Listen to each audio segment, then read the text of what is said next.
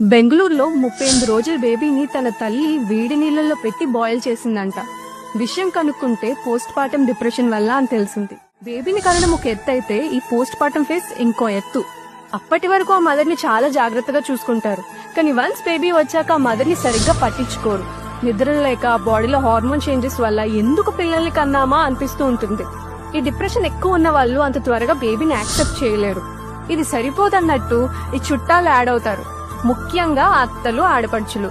ఆ మదర్ ని మోటివేట్ చేయడం మానేసి నీ బేబీ ఏంటి ఇలా ఉంది, మూతి వంకరుంది, ముక్కు చిన్నగుంది, బేబీ నల్లగుంది, కాళ్ళు పొట్టిగున్నా అంటూ ఇలా చెత్తంతా మాట్లాడి ఆ మదర్ ని ఇంకా డిప్రెస్ చేసేస్తారు.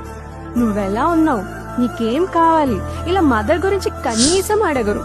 ఈ సోది ఎక్కువైపోతుందనే డెలివరీ అయ్యాక తల్లి బిడ్డ వాళ్ళ పుట్టింట్లో ఉండాలనే ఆచారం పెట్టారు మన పెద్దవాళ్ళు.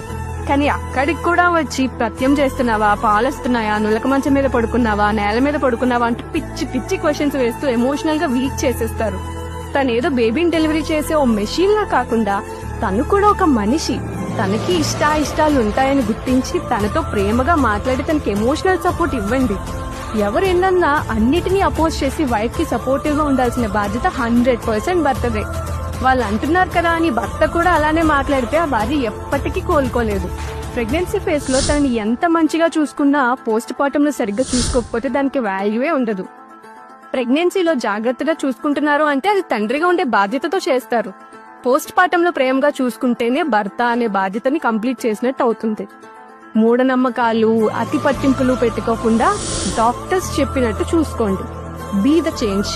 ఇట్లు